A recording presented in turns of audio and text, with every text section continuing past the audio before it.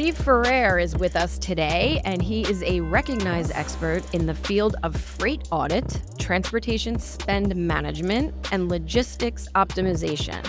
He's the founder and CEO of Ocean Audit, a consulting and audit firm specializing in helping companies manage their transportation and supply chain costs.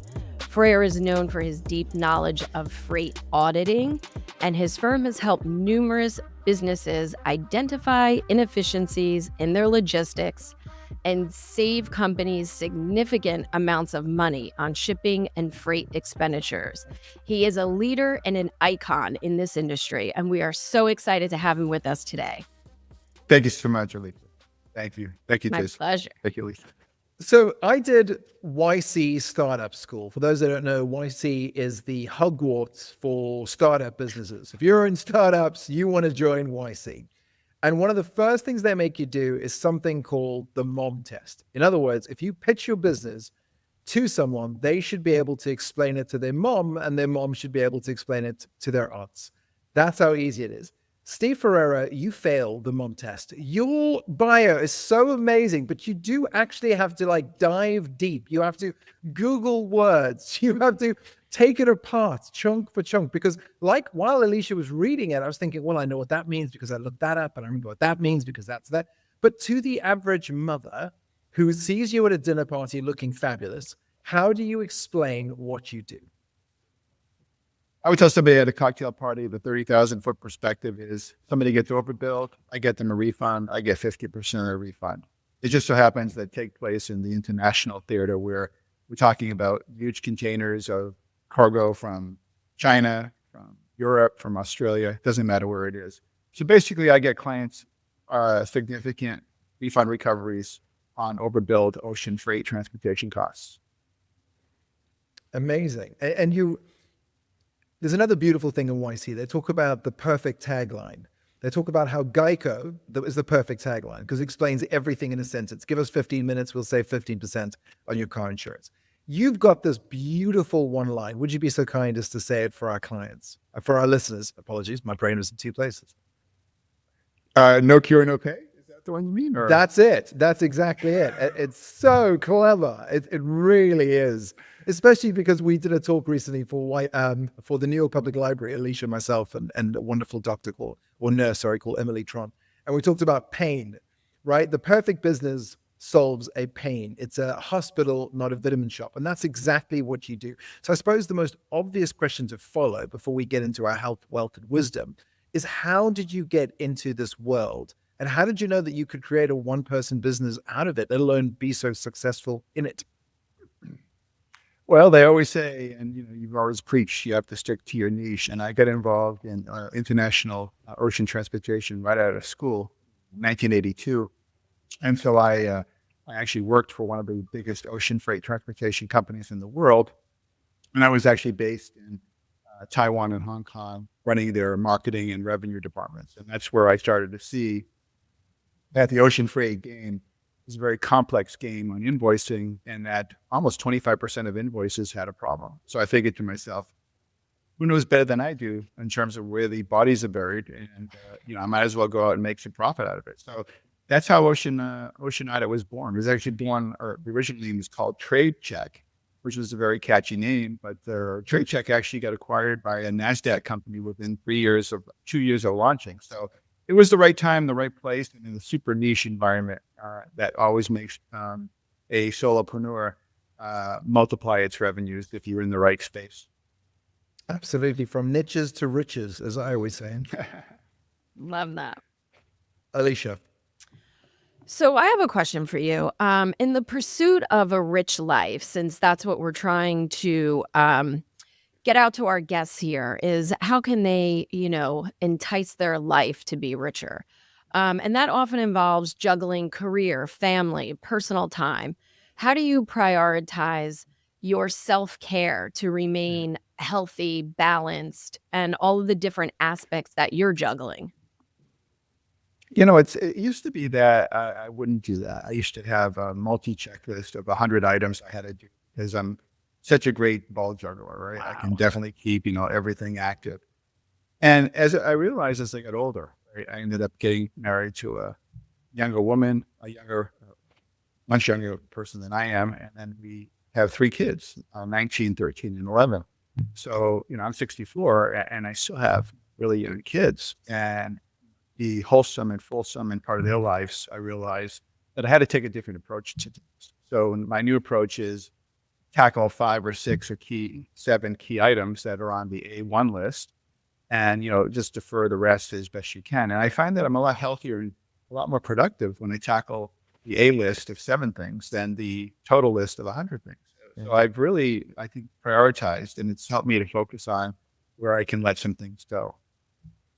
I love that. Time cannot be managed. Time cannot be controlled, but you can control your priorities and where you put your time.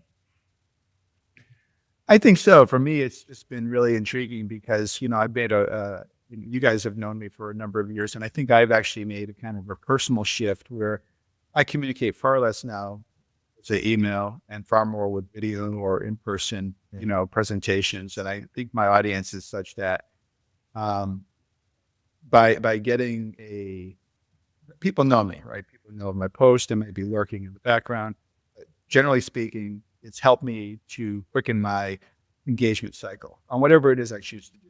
And I think that has actually helped take a lot of the big ticket items off my list, because quicker engagements typically mean quicker turns and less clutter. So I think it's interesting how personal branding can also help you with the time management aspect of your private and personal relationships. How so? Well, when you think about it, right, I run a very boring shop, right? It's freight audit. I mean, you could have anything more boring than watching paint dry, right? But if you call it Steve Ferreira's freight audit, right, or you call it Steve Ferreira's, mantra on his hot take, right?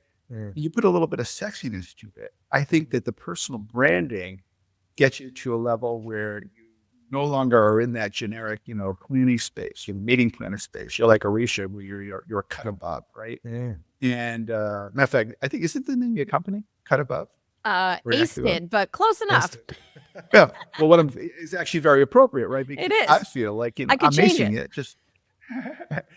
But I think that when you have that personal brand, right, and you're able to, compress it in with where, your niche skill sets are, and then your God-given level of talent.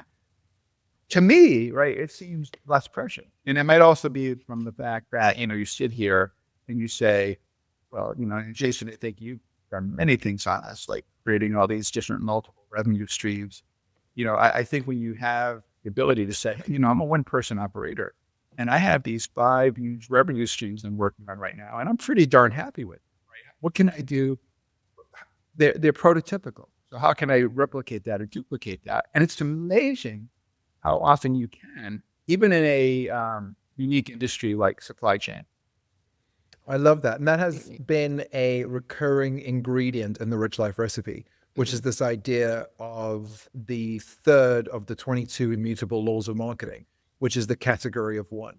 How do you separate yourself? Someone isn't just thinking of another logistics firm, but it's Steve Ferreira's ocean logistic firm. It becomes sexy. It becomes separated. It becomes niche. Just like a comedian magician, which is one of our episodes. That small, and we're having a charismatic chocolatier coming up in an episode to come. This separation by adding that unique thing that only you have, that USP that is literally you, is so, so important. And I learned a lot from that.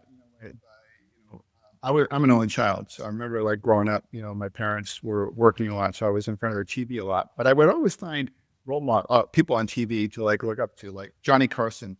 It's not the Tonight Show; it's the Tonight Show with Johnny Carson. It's not Tonight Show; it's the Tonight Show with Jay Leno. So I started to think, wow, they're attaching these personalities with these name brands, and I should do this because I want to be associated with something fun, creative, sexy, unique, cutting edge. I don't want to be associated with a freight audit, right? I want to be, hey, it's Steve Ferreira freight audit, not, oh, it's Steve Ferreira freight audit. You know what I mean? Absolutely. Definitely. It's very similar, and forgive the comparison, although I think it's a complementary comparison, but to Squawk Box, right? It's not anyone telling you stocks and picks and what to do. It's that particular gentleman telling you, and because of his way, his flair, much like your flair with a fantastic pocket square. And for those people listening, definitely check out the YouTube unedited version of this one, because you're going to want to see this gentleman's bespoke tailoring. It is beautiful. It is an absolute visual spectacle, let alone the background, which is stunning. And you really have created something that is remarkable, worthy of remark. And I think that's also important.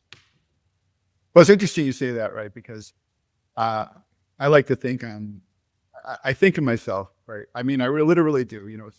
If I'm at a trade show and it's all my peers, I wouldn't hesitate to say to them, hey, I'm Steve Ferreira. I know we haven't met, but I'm one of the top 10 experts in the world on ocean. I could say that at a meeting, right? And people understand that. But it's funny, right? When I do it, with the student and the glasses and the mantra and then the book, right? It's like all of a sudden, it's like, I love golf, right? And my coach teaches me how to compress the golf ball, right? And to hit down on it, take a divot before the ball, like get the maximum compression. Because I'm older now, I have a slowest swing speed. I like to think about the same thing in business, is that I want to find a way to knock it out of the park. And so if I compress my persona as a, leading expert, and, I don't know if I should say this on a podcast, but I mean, there's been some podcasts or some video calls with clients where I've been told that the client is like tough as nails, right? And, brace yourself, Steve. And I'm 2 minutes in and they pause and they say, can I tell you something? I said, yeah, we really like your glasses. It's like, oh my God, they just changed the whole dynamics of the webcast by kind of going out there and making it personalized. That doesn't happen all the time. But you would imagine how often it happens. And it's not something I'm doing because I have my costume. This is the organic, authentic me. And if it resonates with folks, I love it. Mm-hmm. I love that. And I think that's the key. This is authentically you. You are a cut above and different. And I think, again, that fits into the niche category. How can people separate themselves but not lose their identities? You can't fake it, right? Because people know the difference. You can tell when someone is faking something or trying too hard or pretending to know or be a leader, as opposed to someone who is certain of their industry and understands it better than anybody else and is separating themselves from the sea of fishes and standing out. And I think that's what makes you uniquely you. Well, I think that you can also, like as you said before, the old mantra, fake it till you make it, right? I mean, somebody starting off, I'm going to actually tell them, hey, look, do whatever you can. Make it happen. You got to be successful. Feed your family. Take care of yourself. But it is a time compressed picture to work through those levels. You have that ability to project that 10,000 hour outlier expertise, right? I think that's what a lot of people are striving for, right? How do I get to that initial level where I feel I can handle any question unfiltered, right? It's like today talking to you guys. I love it because I feel so comfortable that I don't think there's a single question that I couldn't even begin to, that I would skip, right? Because you want to be on point, you want to click, you want to have that human connection. And so, people want to celebrate. It's just that I think sometimes people are afraid to take that first step. Absolutely. And on the subject of steps, and we're still talking health right now, and other than golf, of course, which you've already mentioned, and in an industry as fast-paced as logistics, do you have a daily routine or practice that's helped you stay focused and energized, let alone being a father, as you've mentioned earlier? Well, it's interesting, the golf mind-body connection for me goes really deep. About 22 years ago, before I met my wife, I was on the cusp of doing something really special in golf. I wouldn't say professional, but there were some companies that I'd formed around golf that I thought made a lot of sense, especially in business. And today, as my wife says, hey Steve, we live in Florida now, travel a lot. At some point, you're going to continue golfing and continue to build these business relationships on the golf course. And now that I'm back into it, she's given me the okay, yeah, kids are getting older. share the sport and joy of golf with our younger kids. And so we started to do that as a family. And, when in my studio here, I can't show you the photo where it is now, but we built a simulator room for golf.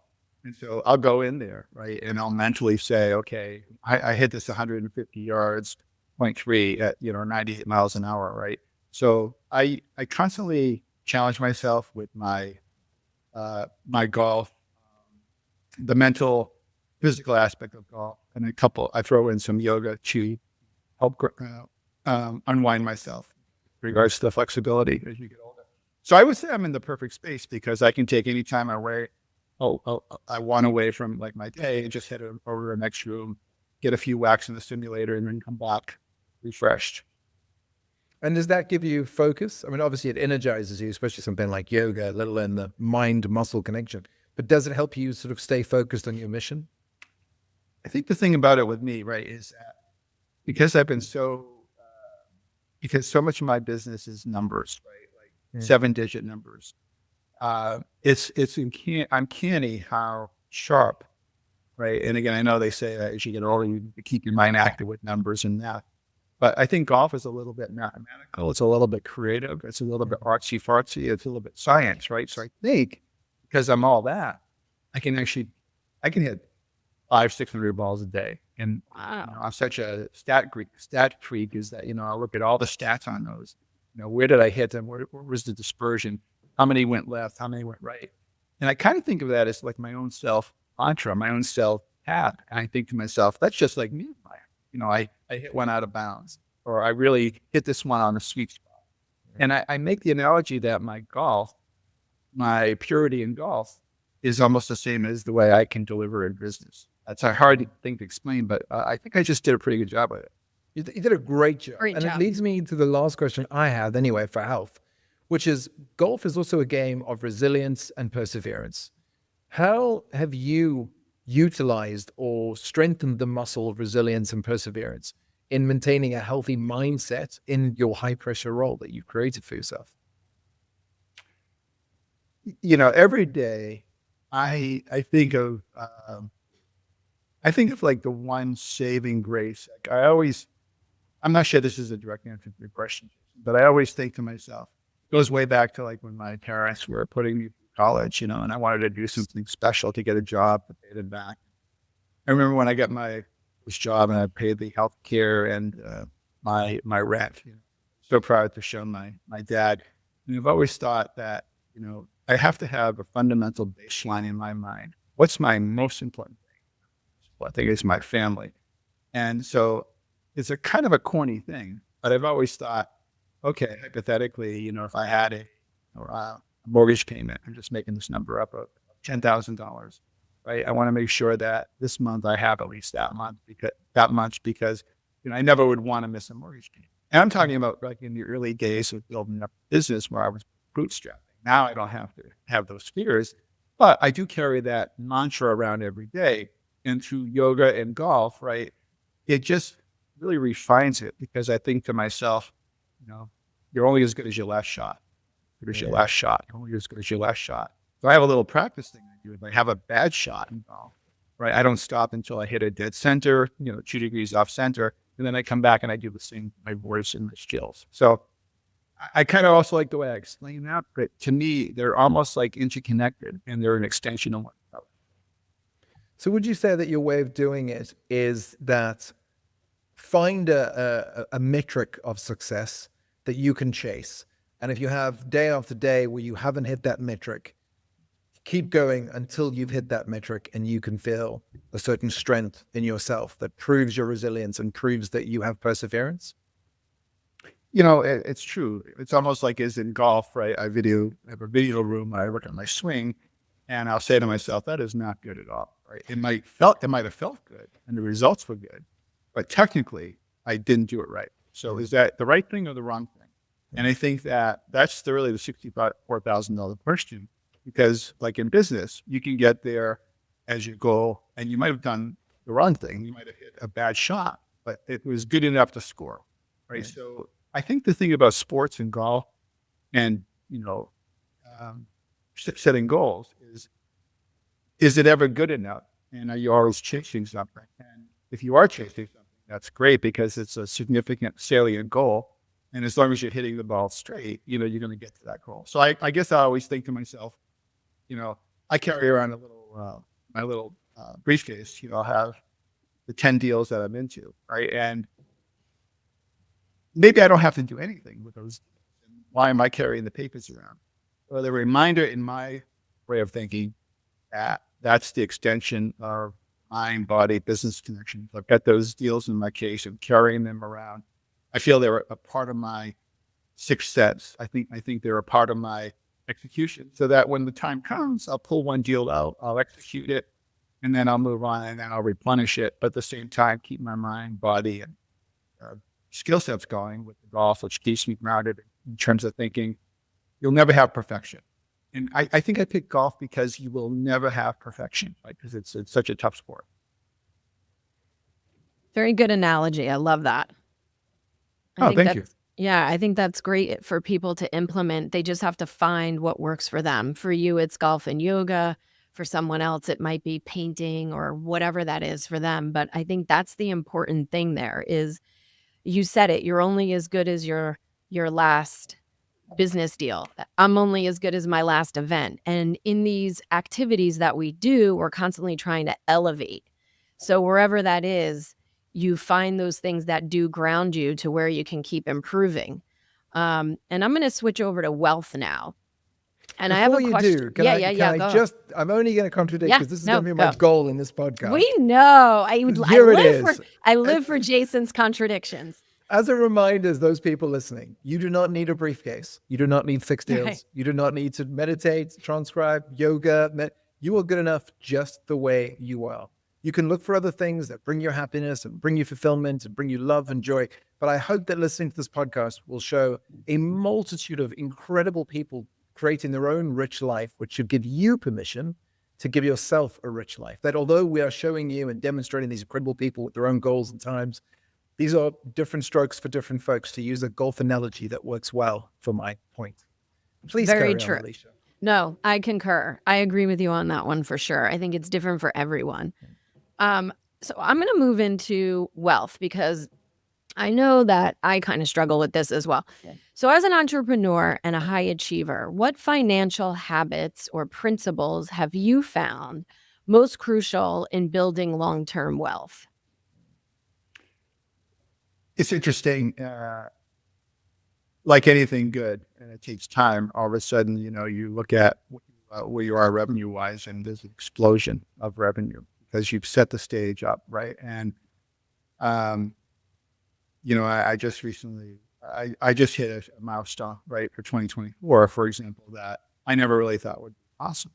Wow, and amazing. I also think that, thank you so much. Like I said, I look at my age and look at where I am, and I think to myself, how can this be?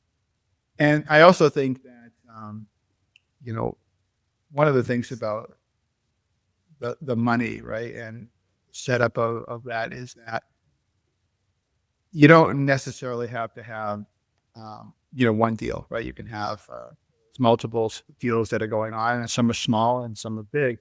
But I think that when you start to look at how somebody measures it, right, it's certainly something that trickles in, and all of a sudden it's like, wow, I didn't know that, I could do this. And that just comes with time. And that shows you how important it is to have a level of 10,000 hour isms as you start to build that practice. Because I remember when we all met 6 years ago before the pandemic, I was doing good, but I never thought it would just continue to go in such a positive direction. It's fantastic. I love that for you. That's amazing.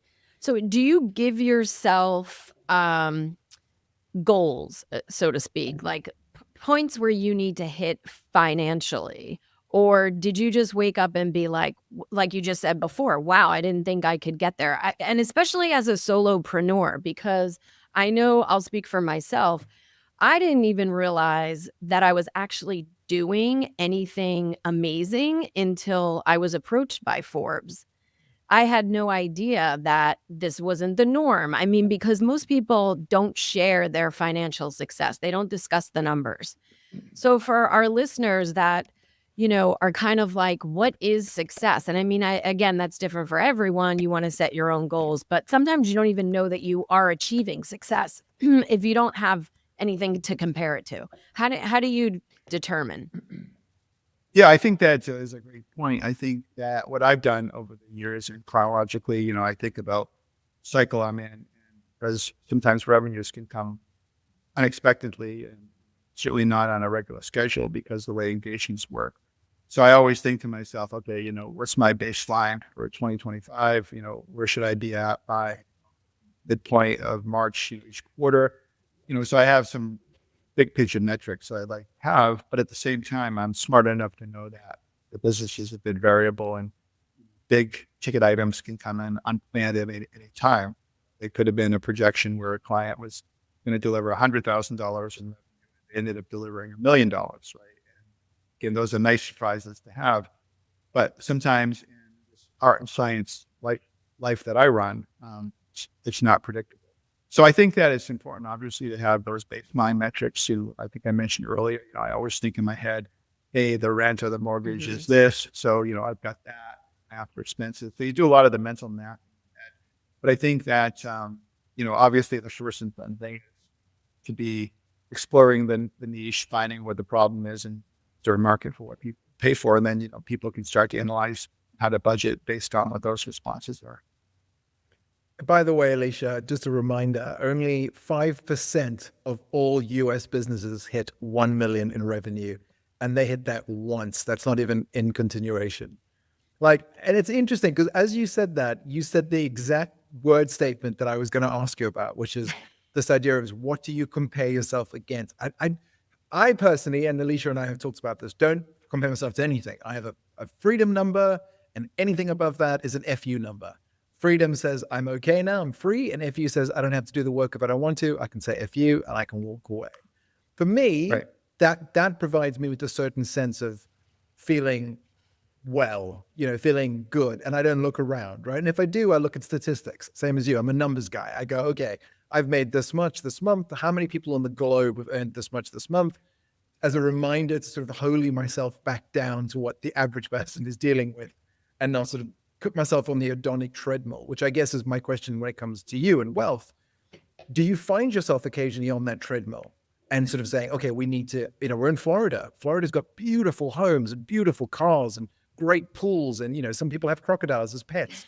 Do you find yourself comparing? And because of that, suddenly that comparison becomes a thief of joy. I think with, wherever, state you're in, right? Obviously, there's a lot more wealth in Florida and California than it might be in, our smaller southeastern U.S. state. It's hard to compare. But I think I'll tell you something. I do something exactly what you mentioned, right? I mean, from a validation perspective, you might say, hey, I wonder how many businesses do over $1 million a year, or how many people at age, 50 or 60 have a net worth of X. And then when you look at those numbers, they're undisputable, and you think to yourself, wow, hey, I'm in that quadrant, and that's a pretty amazing number.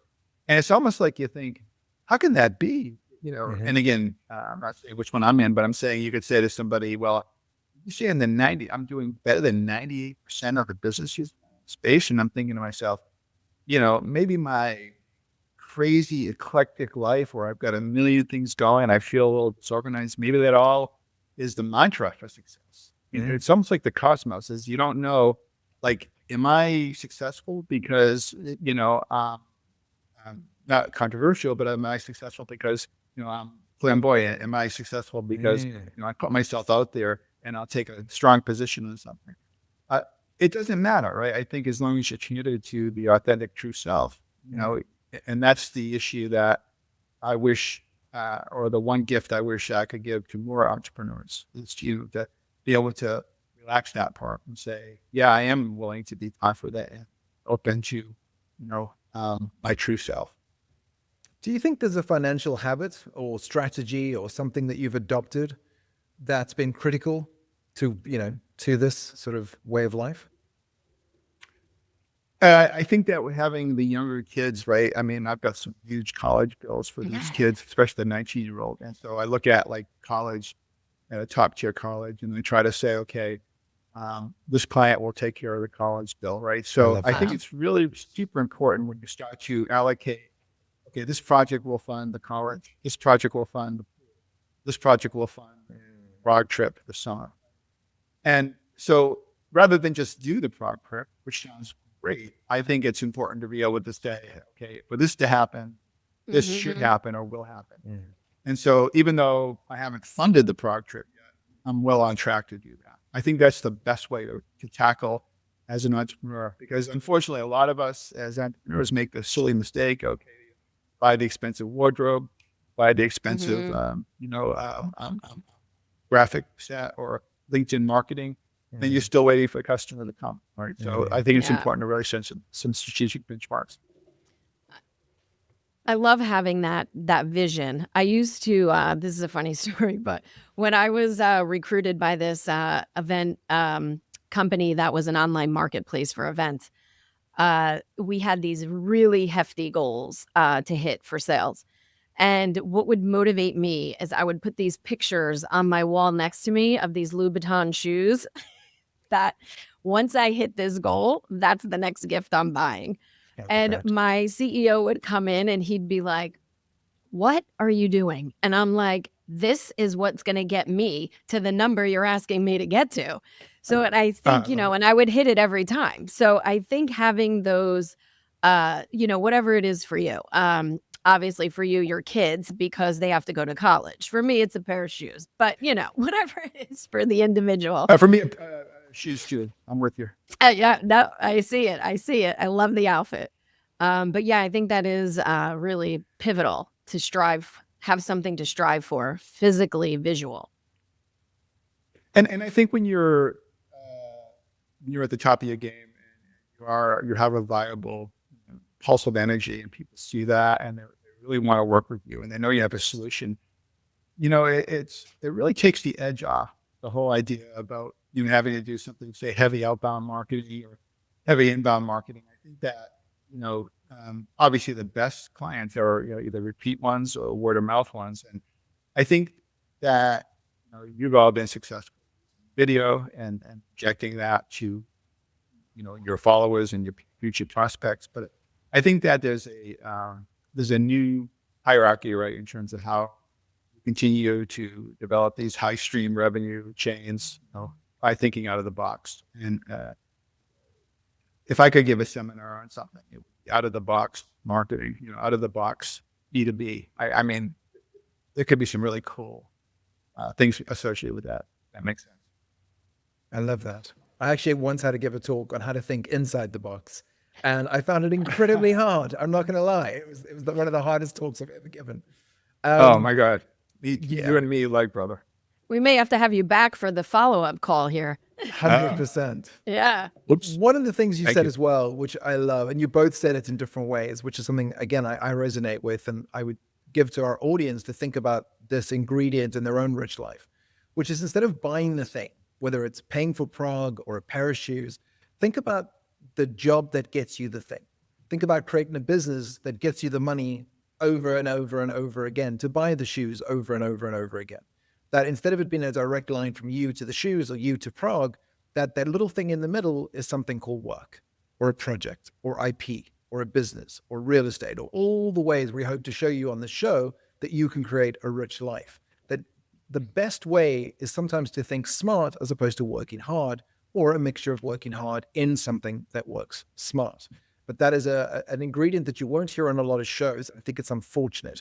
They'll talk about working hard, making the money, buying the thing, when sometimes it's better to be thinking, can I create a business whereby it pays for the thing for me over and over and over again?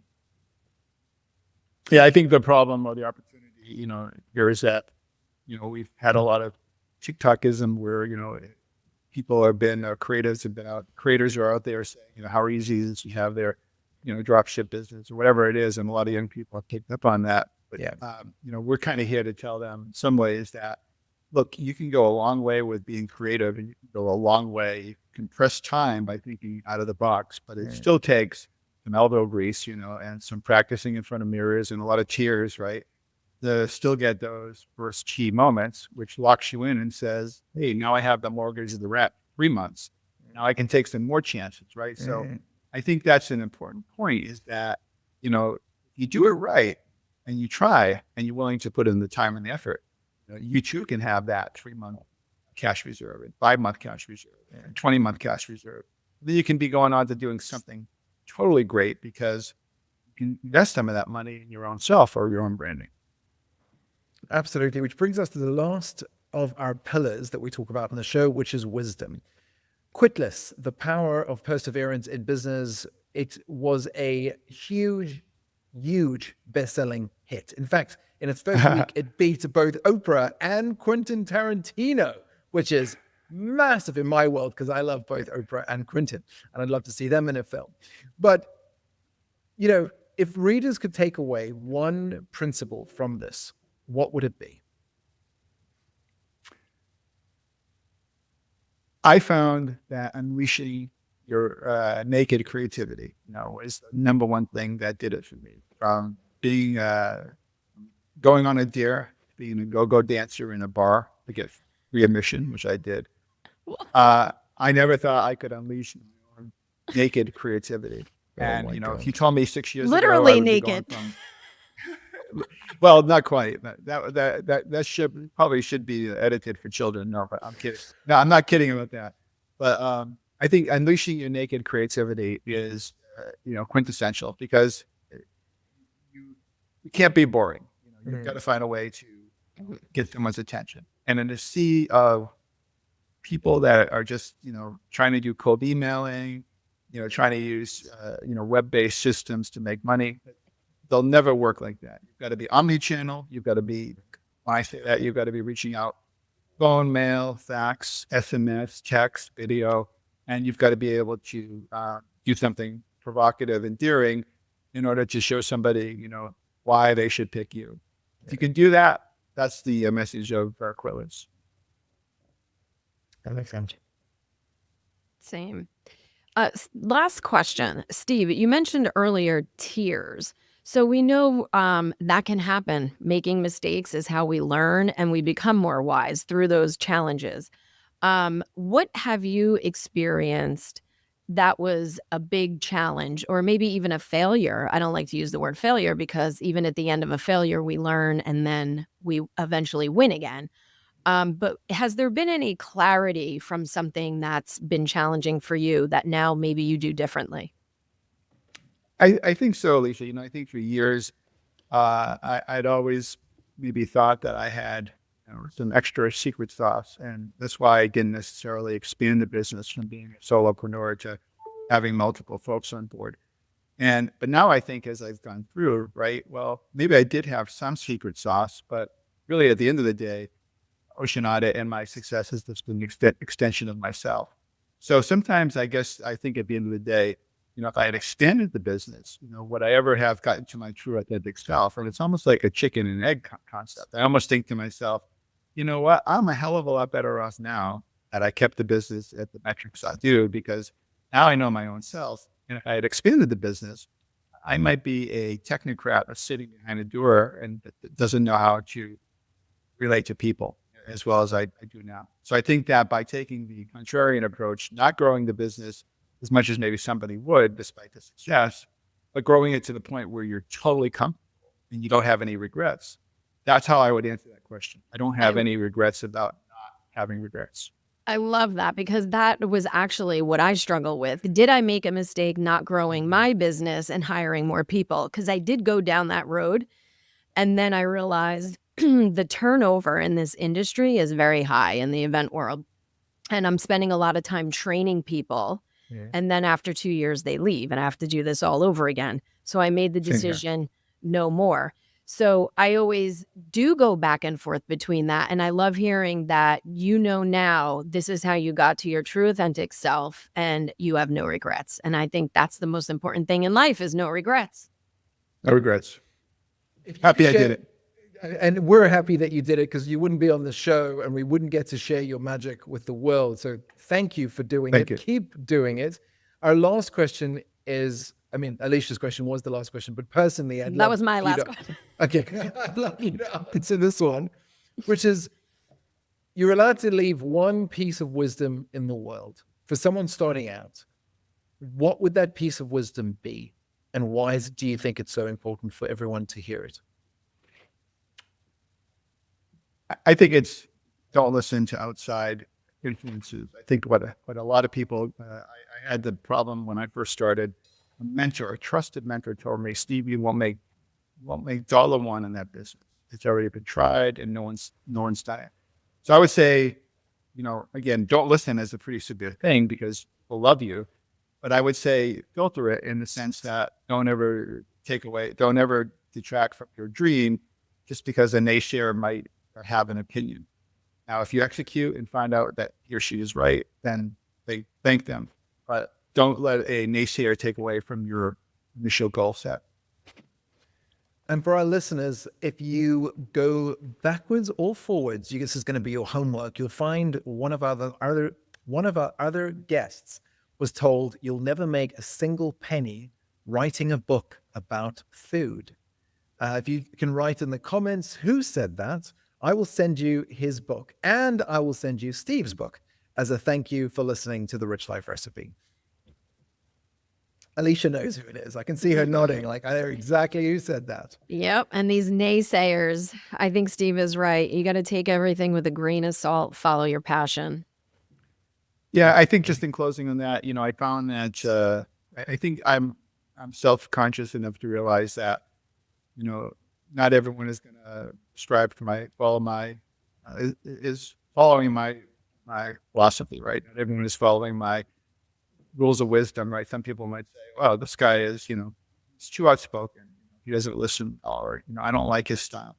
But the thing is that the rule of averages say that most people do, right? So I like baseball a lot, right? So if I hit 300, 400, and I strike out a few times, I don't let it worry me because it's just part of the game and part of my training. So I think that's actually a great analogy. I love that. I love you for taking the time to listen to this podcast. I love Steve for taking the time to give us value away from his kids, away from his work, away from golf, to spend time with you, the listeners, because we really are hoping that by listening to these incredible individuals that are living lives outside of the boxes, you too will find your own rich life. So from myself, Jason Allen Scott, and Alicia Shiro, and Steve Ferreira, we'd like to thank you so much for listening. If you'd like to find out more about Steve, what he does, and perhaps how he can help your company, Steve, how do they find out more about you? How do they connect with you? How do they get to watch your work? Oh, thank you, Jason. And thank you, Alicia, for all the time. And what a great banter that we had today. I appreciate you having me on your show very much. You can find me at Steve Ferreira on LinkedIn.com or Steve Ferreira at Ocean Audit or Steve F at oceanaudit.com for anything you follow up. Thank you so much. Thank you. Thank you. If you love this episode, make sure to subscribe so you never miss your weekly fix. New episodes are released every Wednesday. And if you think this podcast could help someone in your life build their own rich life recipe, please make sure to share this with them too.